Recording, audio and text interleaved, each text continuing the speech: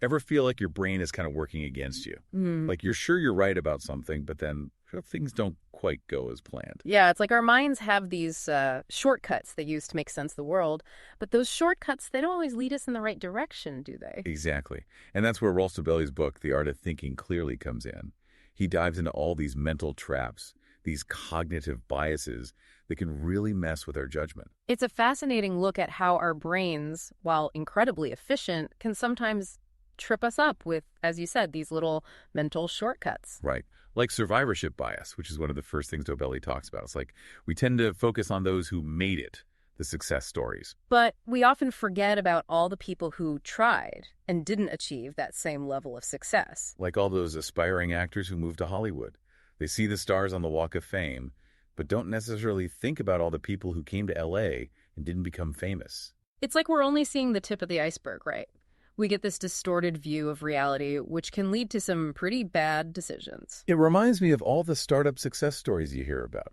We hear about the big IPOs, the overnight successes, but not so much about the countless startups that failed along the way. And that lack of perspective can be dangerous, especially when you're trying to make decisions based on what you think is possible. Okay, so survivorship bias, got it. What about this swimmer's body illusion? That one sounds kind of interesting. Oh, yeah, this one's a classic. It's like when we see these incredible athletes and assume that doing that particular sport is what gave them their amazing physiques. Right. Like we see swimmers with these lean, muscular bodies and think, oh, if I start swimming, I'll get a body like that too. Exactly. But what we often miss is that those swimmers were probably already predisposed to having those kinds of bodies. That's part of why they excel at swimming in the first place. It's like those ads for beauty products. They show you these models with flawless skin. You think, oh, if I use that product, I'll look like that. But it's often more about genetics, good lighting, and professional makeup than the product itself. It's a good reminder to be wary of those messages that promise amazing results without acknowledging all the other factors involved. Definitely. We need to be more critical about what we see and not just assume that correlation equals causation. All right, now for a bias I think we've all experienced. The sunk cost fallacy. Oh, this one's a tough one to shake. It's like that feeling of, well, I've already put so much time, money, effort into this, I can't give up now. Even if it's clearly not working. Yeah, even then, it's like we're trying to justify our past decisions, even when those decisions might have been, well, not the best. Dobelli uses the example of the Concorde project. Even when it became clear that supersonic air travel wasn't financially viable, both Britain and France kept pouring money into it. They were so focused on what they'd already invested that they couldn't see the bigger picture. Which was that the project was doomed. Pretty much, yeah. It's like throwing good money after bad. So how do we escape this sunk cost trap? It's tough. But I think a good starting point is to detach ourselves from those past investments, you know? Ask yourself, if I were starting fresh today, would I still make the same choice? Okay, that's a good one to remember. All right, let's move on to authority bias. This one can be a bit unsettling. Yeah, it's about our tendency to blindly follow authority figures, even when they might be leading us down the wrong path. Dobelli talks about the Milgram experiment. It was this study where people were told to administer electric shocks to another person. And they actually did it, just because a guy in a lab coat told them to. It's a bit scary how easily we can be influenced by someone we perceive as an authority. It makes you think about all those times you might have gone along with something, even when you had doubts. Just because someone in a position of power said so. Definitely. We need to be more critical, ask more questions, and not just take things at face value. Okay, one last mental trap for this part of our deep dive. Availability bias. What's that all about? This one's about how we tend to overestimate the likelihood of something happening if it easily comes to mind, like if it's vivid or if we've heard about it a lot. Ah, so it's like being afraid of flying because you've seen a bunch of plane crash stories on the news, even though statistically flying is much safer than driving. Exactly. Our perception of risk gets all distorted by those readily available examples. It's important to remember that what we see and hear doesn't always reflect the true probabilities. So we've talked about survivorship bias, the swimmer's body illusion, sunk cost fallacy, authority bias, and availability bias. That's a lot of mental traps to watch out for. And we're just getting started. There's a whole lot more to uncover about these cognitive biases and how they influence our thinking. Well, I'm definitely ready to dive deeper. Stay tuned for part 2, where we'll explore even more of Rolf Dobelli's insights from The Art of Thinking Clearly. Welcome back. Ready to explore some more of these mental traps? Absolutely. I'm already starting to see these biases everywhere. Yeah, once you start looking for them, you really can't unsee them. It's like, whoa, our brains are constantly playing tricks on us. So what's next on our cognitive bias adventure? Let's talk about the "it'll get worse before it gets better" fallacy. Okay, that one sounds a bit ominous. What's that all about? It's this idea that things have to get worse before they can get better. Like, we kind of expect there to be a downturn before things improve. So we create this narrative in our heads, and then we look for evidence to support it. Exactly. And the problem is, sometimes that narrative isn't accurate. Things might just be naturally fluctuating, or maybe the intervention we're using isn't actually effective.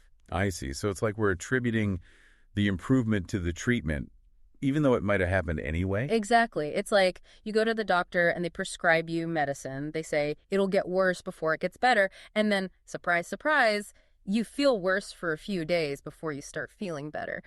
But it might have been that the illness was just running its course. So how do we avoid falling for this fallacy? How do we know if something's actually working? Well, I think it's important to look for objective measures of improvement, not just rely on that hopeful narrative. That makes sense. All right, what about story bias? That was one of the ones that really stood out to me in the book. Oh, yes, story bias is a big one.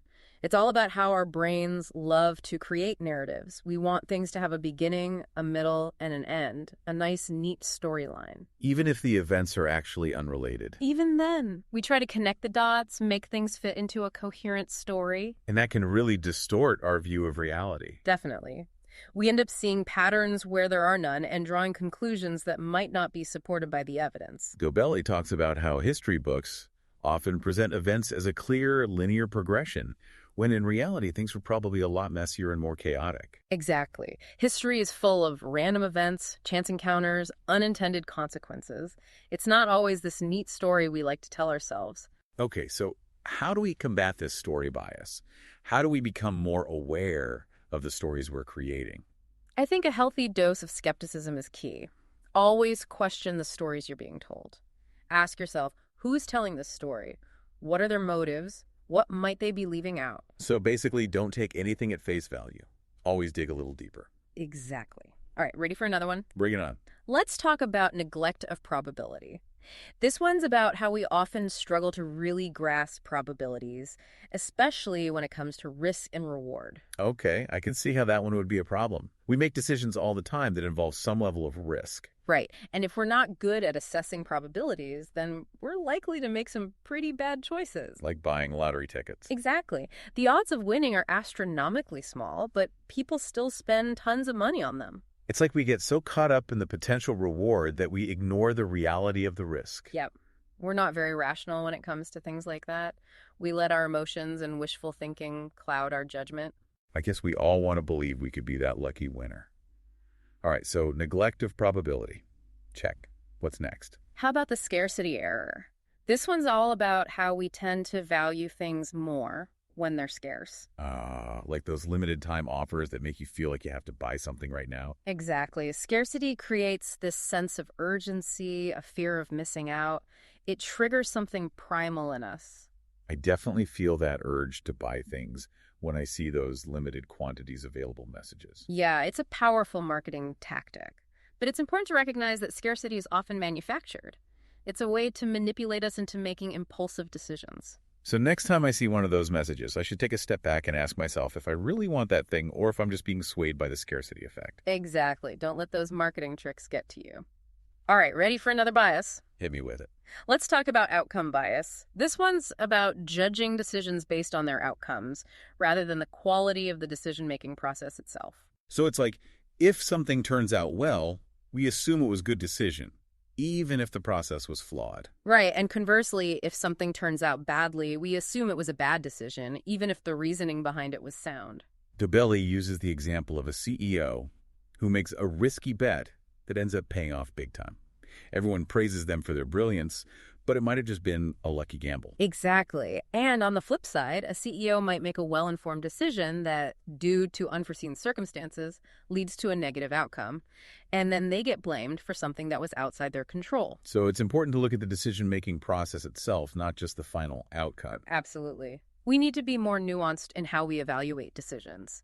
Consider the information that was available at the time, the potential risks and benefits that were weighed, and the rationale behind the choice. All right, outcome bias. Got it. What's next? How about the liking bias? This one's all about how we're more likely to be persuaded by people we like, even if their arguments are weak. Oh, I can definitely relate to that one. It's hard to say no to people you like. Right. It's like their charm and charisma can cloud our judgment. Think about salespeople.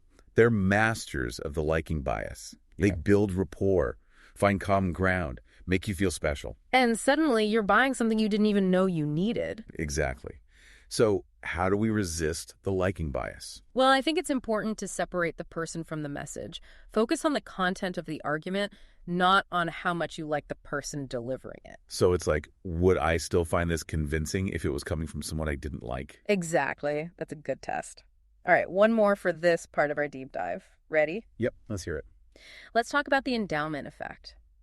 This one's about how we tend to overvalue things we own simply because they're ours. So it's like that feeling of, oh, but I've had this for so long, I can't get rid of it now. Exactly. We develop an emotional attachment to things, and that attachment can inflate our perception of their value. Dobelli tells this story about buying a used BMW and then immediately being offered a higher price for it the next day. But he didn't want to sell it, even though he could have made a profit, just because he'd already started to think of it as his car. Yeah, that's a classic example of the endowment effect. It can make us hold on to things longer than we should, even if it's not rational or beneficial. So it's like we need to be aware of that emotional attachment and try to assess the value of things more objectively. Exactly. Don't let sentimentality cloud your judgment. Welcome back for the final part of our deep dive into the art of thinking clearly. We've covered so much ground already. It's amazing how many of these mental traps we fall into without even realizing it. Right. It's like Dobelli is giving us this behind-the-scenes look at how our minds work and sometimes don't work. Exactly. So where should we pick up? Well, we talked about neglected probability earlier, but I think it's worth revisiting because it's so relevant to so many of the decisions we make. Oh, absolutely. It's like we get so fixated on the potential rewards that we completely downplay the risks involved. Like with those lottery tickets we talked about. We see those huge jackpots and get caught up in the fantasy of winning. But we forget how incredibly unlikely it is. It's like the emotional appeal overrides our understanding of the actual probabilities. And it's not just about winning money. It's about all those areas where we overestimate the likelihood of a positive outcome. Like starting a business. Exactly. Or investing in a certain stock. Or even falling in love. Whoa, yeah. We can definitely get carried away by our emotions and ignore those red flags that are right there in front of us. Okay, so neglect of probability, always something to be mindful of. What about this illusion of control? That one seemed particularly interesting. Oh, yeah. This one's all about our tendency to think we have more control over events than we actually do. It's like we have this innate need to believe we can shape our destiny. Exactly. We want to believe that we're in the driver's seat, even when so much of life is determined by chance or external factors. Dobelli gives that funny example of people throwing dice harder when they want a high number. As if they could somehow influence the roll. It's like, come on, it's random. But I get it. We all have those little rituals and superstitions we cling to. Like wearing your lucky socks for a job interview. Exactly. It gives us this sense of, well, if not control, at least some influence over the outcome. Right. But the key is to recognize that difference between influence and control. We can definitely influence things through our actions and choices, but we can't control everything. So how do we break free from this illusion of control? I think it's about acknowledging the limits of our control. Focusing on what we can influence and letting go of those things we can't. Okay, so acceptance of uncertainty is key. All right, let's revisit the sunk cost fallacy again. This one keeps popping up, and for good reason, I think. Oh, absolutely. It's such a common trap we fall into. We get so attached to our past investments, even when they're clearly not working out. It's like we've already come this far, so we might as well keep going, Yeah, right? Even if it's costing us more than it's worth. Exactly. It's like that saying, throwing good money after bad. The Concord project is such a classic example. They kept pouring money into it, even when it was clear it was a financial disaster. They were so focused on trying to salvage their initial investment that they couldn't see the bigger picture. So how do we avoid this trap? How do we know when to cut our losses and move on? Well, I think a good starting point is to ask yourself that question. If I were starting fresh today, knowing what I know now, would I still make the same choice? That's a powerful question.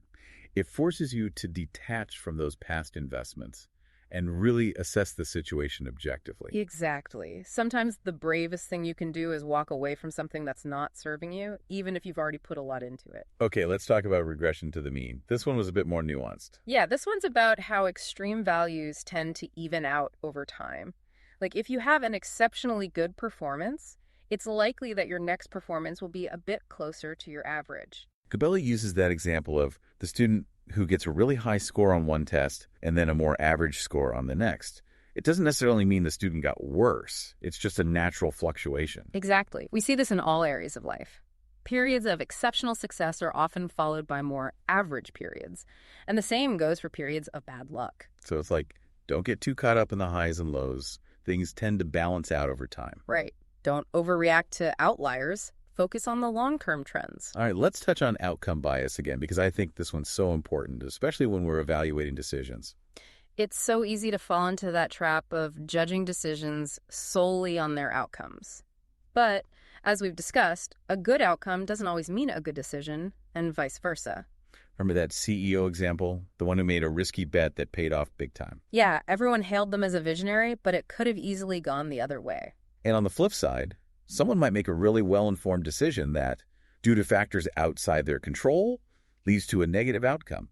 And then they get unfairly blamed. It's like the outcome shouldn't be the only measure of success. Right. We need to look at the decision-making process itself. Did they consider all the available information?